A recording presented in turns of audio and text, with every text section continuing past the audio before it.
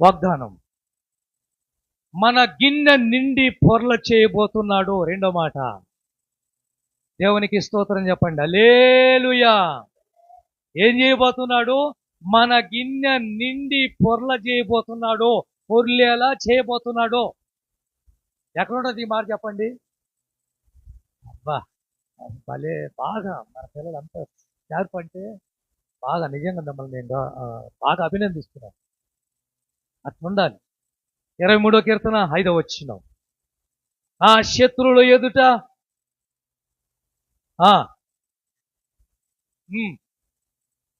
నా గిన్నె నిండి పొర్లుచున్నది. చాలే, నా గిన్నె నిండి పొర్లుచున్నది.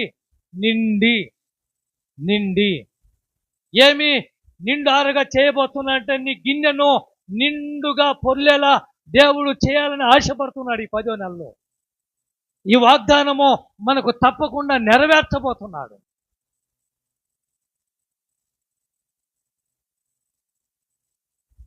ఆ రోజు ప్రవక్తలలో ఒక శిష్యుడి భార్య, ప్రవక్తలు అంటే ప్రవచించేవాళ్ళు, దేవుని సేవకులే. ఎలీషా దగ్గర శిష్యరికం చేసినటువంటి వాడు ఒకడు చచ్చిపోయాడు. వానికి 2 కొడుకులు ఉన్నారు. భార్య భర్త లేనిదైపోయింది.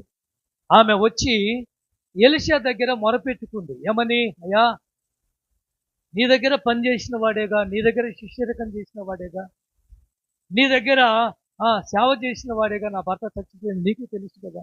అవునమ్మా, చచ్చిపోయాడు. నా 2 కొడుకులు ఉన్నారయ్యా. ఉన్నారు, చదివించుకున్నారు. లేదయ్యా, అప్పులు వాళ్ళు వచ్చారు. నా భర్త అప్పులు చేసి చచ్చాడు. ఇప్పుడు అప్పులు వాళ్ళు వచ్చి నన్ను అడుగుతున్నారు. ఏం చేయాలో అర్థం కాలేదు. నా వల్ల కాదంటే పిల్లల్ని 2 తీసుకొని వెళ్ళిపోతాను అని ఎలీషా దగ్గర మొరపెట్టింది. ఎలీషా ఏమన్నా అంటే, అమ్మ నీ దగ్గర ఏముంది, నీ ఇంట్లో ఏముంది అని అడిగాడు. నా ఇంట్లో ఏముంటుందయ్యా, ఒక చిన్న నూనె కుండ, ఒక నూనె బుడ్డి ఉంది, నూనె కొండ ఉంది, అంతకు మించి నా ఇంట్లో ఏమీ లేదు. సరే, నువ్వు వెళ్ళి మరలా అప్పు చేయి. ఏమన్నాడు ఆయన? అరువు తెచ్చుకోమంటే, అరువు అంటే అర్థం చెప్పండి. అప్పు చేయమని. అరువు అంటే చేబదులు కూడా కాదు, మరలా అప్పు చేయి. నువ్వు వెళ్ళి అరువు తెచ్చుకో, పాత్రలు, గిన్నెలు, ఇంట్లోకి వెళ్ళు, కలుపు పెట్టుకో, నూనె పాత్రల్లో నింపు. వెళ్ళింది, కొడుకులిద్దరిని పంపించింది. ఈ వీధి ఆ వీధి, ఆ వీధి ఈ వీధికి వెళ్ళండి, మన వాళ్ళ దగ్గర తీసుకురారా, మళ్ళీ ఇస్తామని చెప్పింది. అప్పుగా తీసుకొని రండి, లేక చేబదులుగా తీసుకొని రండి అంటే గిన్నెలు, పాత్రలు, కుండలు, బిందెలు తెచ్చారు, కరవలు తెచ్చారు. అన్ని ఇంటి నిండా పెట్టారా. ఇల్లు ఎంత ఉందో తెలియదు, ఎన్ని పాత్రలు లెక్కలేదు. కానీ నూనె పోస్తా ఉంది. పాత్రలన్నీ నిండెను. చదవండి రాజుల గ్రంథం 4వ అధ్యాయం 6వ వచనం. 2 రాజులు 4:6. 2 రాజుల గ్రంథం 4వ అధ్యాయం 6వ వచనం. ఒకరు చదవచ్చుగా, ఒకరు చదవండి. పాత్రలన్నీ నిండిన తరువాత ఇంకా ఉన్నాయా? ఎలా నింపబోతున్నాడు, ఎలా నిండి చేయబోతున్నాడు, ఎలా నింపి నిన్ను పొర్లేలా చేయబోతున్నాడంటే, అప్పుల్లో, అనారోగ్యంతో, సమస్యల్లో, వ్యాపారాలు నష్టపోయి, కుటుంబాలు చిన్న భిన్నమైపోయి ఏం చేయాలో అర్థం కాక ఉన్నదంతా పోగొట్టుకుని ఉన్నావా? ఆ రోజు అంతా పోగొట్టుకుంది, మరలా అప్పు చేసి. చూడండి, అప్పటికే అప్పుల్లో ఉంది, కానీ మరలా అప్పు చేసింది. ఈ మధ్యకాలం యూట్యూబ్లో ఒక వాక్యం చేస్తుంటే అక్కడ టైటిల్ మరలా అప్పు చేయండి అని ఉంది. చూడండి, ఎవరైనా జాకబ్ తెలుసా? స్టేజీ మీద ఉన్నాడు, కుదురుగా ఆయన. చూడండి, దాంట్లో వాక్యం చెప్పాడు. స్టేజీ మీద కుదురుగా ఉన్నాడు, ఆ పక్క ఈ పక్కకు యూట్యూబ్లో మళ్ళీ వెళ్ళిపోతే మళ్ళీ ఆయన నాకు మళ్ళీ మెసేజ్ పెడతాడు, నా గురించి ఎందుకు చెప్పినావు అండి. ఆయన వాక్యం చెప్తుంటే ఊరక ఒక మాట వినలేదు.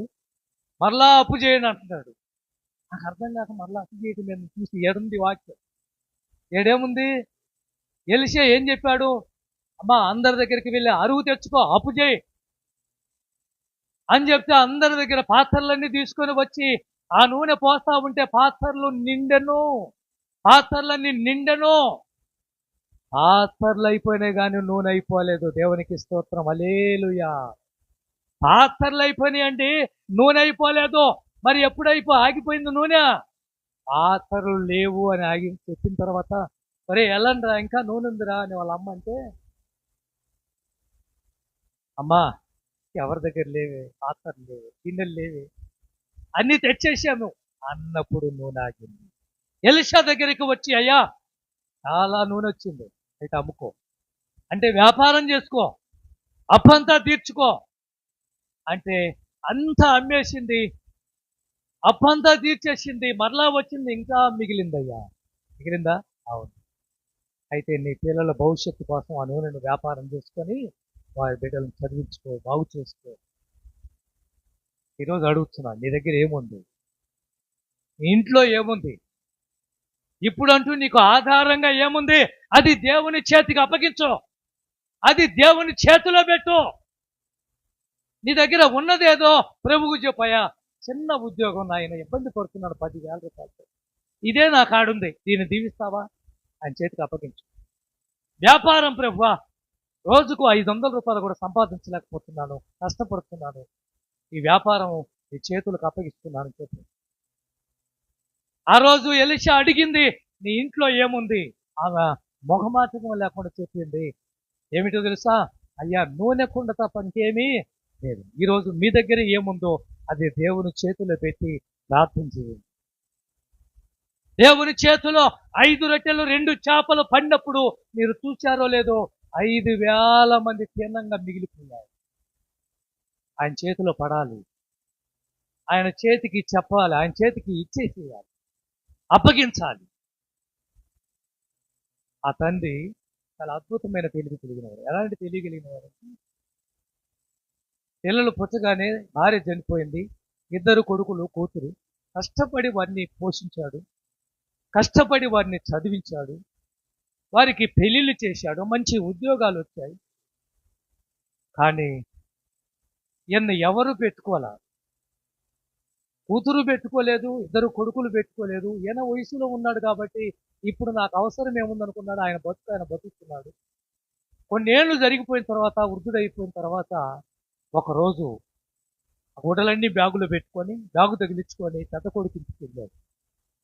పెద్ద కొడుకు ఇంటికి వెళ్ళి తలుపు దట్టగానే కోడలు కొడుకు పెద్ద కొడుకు వచ్చారు. వచ్చి, ఏంటి నాన్న మీరా ఏంటి అంటే, ఏం లేదురా, ఆరోగ్యం అంతా క్షీణించిపోయింది, చేతిలో చిల్లి గవ్వలేదురా, నువ్వేదన్నా కొద్ది డబ్బు ఇస్తే నేను హాస్పిటల్కి వెళ్ళి ఆరోగ్యం కుదుటపరుచుకుంటాను, డబ్బు ఇవ్వరా అంటే, పక్కనే ఉన్న కోడలు అంటుంది, ఇప్పుడు దాకా ఎలా బతికాడట, ఇప్పుడు వచ్చాడు నెట్టే అని చెప్పేసి ఆ కొడుకు కోడలు ఇద్దరు, మా దగ్గర డబ్బులు లేవు, ఏం లేవు అని చెప్పేసి తలుపు మూసేస్తుంది. అక్కడి నుంచి ఏడ్చుకుంటూ ఆ చిన్న కొడుకు దగ్గరికి వచ్చాడు.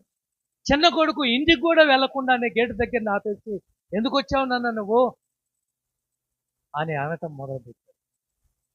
అది కాదురా నా పరిస్థితి, ఎలా వెళ్ళాను, పెద్దోడు ఉన్నాడుగా వాడి దగ్గరికి వెళ్ళాను రా, వాడు ఏం చేయలేకపోయాడు, నాయన కూడా పరిస్థితి అదే, నేను బతకడమే కష్టంగా ఉంది, నా దగ్గర డబ్బు ఏమి లేదు, నీ సావు నువ్వు చావని చిన్న కొడుకు గేటు దగ్గర నుంచి పంపించాడు. కూతురు దగ్గరికి వెళ్ళాడు, బెలుగు వచ్చాడు, కాలింగ్ బెలుగు కొట్టగానే కూతురు లోపల నుంచి తలుపు తీసింది. తీయగానే నాన్నగారు మీరా రండి ఆప్యాయంగా లోపలికి తీసుకుంది తండ్రిని. వెంటనే ఎండకబడి వచ్చాడని చెప్పేసి చల్లటి నీళ్లు తీసుకొచ్చి నాన్నగారికి ఇచ్చింది. కాసేపు అలసట తీర్చుకున్నాక ఒక అరగంటలో మంచి భోజనం, వాళ్ళ నాన్నకి కూతురు తెలుసుగా, నాన్న ఏం తింటాడు, మంచి భోజనం చేసి ఆ తండ్రికి మధ్యాహ్నం టైంలో పెట్టొచ్చు. భోజనం అంతా చేసిన తర్వాత, ఏంటి నాన్న ఇలా వచ్చా, చాలా కాలం అయింది, మేమే వద్దాం అనుకుంటున్నాం, ఏంటి పరిస్థితి అని ఆ తండ్రిని అడిగితే, ఆ తండ్రి అంటున్నాడు, అమ్మ ఆరోగ్యం బాగోలేదమ్మా, కొంత డబ్బు ఉంటే కానీ హాస్పిటల్కి వెళ్ళడం కుదరదు, చూపించుకోవాలి, అన్న దగ్గరికి వెళ్ళాను, ఇద్దరు నన్ను పట్టించుకోలేదమ్మంటే, ఉండండి నాన్న నేనున్నానుగా అని చెప్పింది. హీరో దగ్గరికి వెళ్ళింది, తాళం తీసింది, హీరోలో డబ్బు కట్టలు తెచ్చింది, నాన్న చేతిలో పెట్టింది, ఇంకా కావాలంటే అడుగు నాన్న, మీరు వెళ్ళి చూపించుకోండి ముందు. ఏ బ్యాగ్ అయితే బట్టల బ్యాగుతో సర్దుకొని వచ్చాడో ఆ బ్యాగు తీసి కూతురు ముందు పెట్టి గిఫ్ట్ తీశాడు. బ్యాగు నిండా డబ్బులు. ఏ నిండా? తండ్రి ఒక బ్యాగు తగిలించుకొని వచ్చాడు. ఆ బ్యాగు నిండా బట్టలు కాదవి, డబ్బులు. బా, నాకు డబ్బు అవసరమై రాలేదమ్మా, నేను నీ బుద్ధి చూద్దామని వచ్చాను. ఏం చూద్దామని వచ్చాను? నా దగ్గర డబ్బు లేక మీ దగ్గరికి రాలేదు తల్లి, నీ బుద్ధి చూద్దామని. ఈ డబ్బు అంతా నీకే. కూతురుతో అంటున్నాడు, ఈ డబ్బు అంతా నీకే, తీసేసుకో. నీకు ఉన్నది ఏదో దేవుని చేతులు పెట్టి దేవుడు ఆశీర్వాదం తీసు. ఆయన దగ్గర లేక కాదు నిన్ను అడుగుతుంది. ఆయన లేనివాడు కాదు, ఆయన దరిద్రుడు కాదు, ఆయన ఏంటే డబ్బు లేనివాడు, బంగారం లేని, బంగారం నాదే అంటాడు, ఈ లోకమే నాది అంటాడు. నీ బుద్ధి చూడటానికి నిన్ను అడుగుతున్నాడు. అర్థమవుతుందా నీకు? నీ బుద్ధి ఏమిటో, నువ్వు ఇస్తావో లేదంటావో అని ఆ తండ్రి పెద్ద కొడుకు దగ్గరికి వెళ్తే లేదన్నాడు, చిన్నవాడి దగ్గరికి వెళ్తే లేదన్నాడు. కూతురు మాత్రం ఆయన ఆలోచించలేదు. నాన్న మీరు బాగుంటే చాలు, ఇది డబ్బు తీసుకెళ్ళి ముందు హాస్పిటల్కి వెళ్ళు, ఇంకా కావాలంటే నా దగ్గర డబ్బు ఉంది. తప్పకుండా మీ అల్లుడు కూడా ఏమనేవాడు కాదంటే, అమ్మా నా దగ్గర లేక రాలేదమ్మా, మీరు ఎలాంటి మనసు కలిగిన వాడు చూడటానికి అని దీపు తీసి కట్టలు కట్టలు డబ్బులు కూతురికి ఇచ్చేసి వెళ్ళిపోయాడు. ఆ రోజు యేసు ప్రభు చేయలేక కాదు, సైతాన్ అంటది, ఈ రాళ్లను రొట్టెలుగా చేయగలవా, ఆకలితో ఉన్నావుగా, చేయలేడా? అబ్రహాంకు పిల్లలను వృద్ధాపాయంలో పుట్టించిన వాడు రాళ్లను రొట్టెలుగా చేయలేడా? చేయలేక కాదు, మీ దగ్గరైనా ఏమైనా ఉందా అని అడిగింది. మీ బుద్ధి ఎలాంటిదో చూడటానికి. ఆ రోజు ఒక చిన్న కుర్రవాడు 5 రొట్టెలు 2 చేపలు తెచ్చి వేసి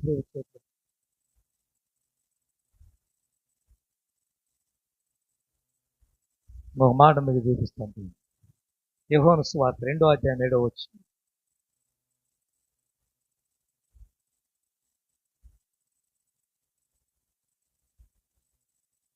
చెప్పగా అంచులు మట్టుకు నింపారు. ఎలా నింపారు? అంచులు మట్టుకు నింపారు. దేవుడు ఈరోజు మీకు చెప్తుంది, నాకు చెప్తుంది ఒకే మాట, మిమ్మల్ని నింపుతాను. ఎలా? అంచులు నింపు. పొర్లి పారేలా, గిన్నె నిండి పొర్లేలా. ఇప్పటి వరకు కొదువ అనారోగ్యం, కొదువ నష్టము వ్యాపారము, కొదువ చిన్న ఉద్యోగం, కొదువ చిన్న స్థలం, కొదువ ఏదో ఒకటి. అయితే ఆయన ఎలా నింపబోతున్నాడు, నిందించబోతున్నాడంటే అంచులు మట్టితో. అంచులు మట్టి. నా గిన్నె నిండి పొర్లుచున్నది. మూడో మాట, మనలను ఫలింపును అభివృద్ధిని విస్తరింపుతో నిందించబోతున్నాడు. మూడో మాట. ఎలా నిందించాలనుకుంటున్నాడు ఆయన? ఎలా నిందించబోతున్నాడంటే 1 ఫలింపు, 2 అభివృద్ధి, 3 ఈ 3 ఒక కుటుంబంలో ఉంటే ఎలా ఉండొచ్చు? ఈ 3 ఒక దేశంలో ఉంటే ఎలా ఉండదు చెప్పండి? ఈ 3 ఒక గ్రామంలో ఉంటే ఎలా ఉండదు చెప్పండి? అద్భుతం కదా. ఫలింపు, చెప్పండి, అభివృద్ధి, విస్తరింపు.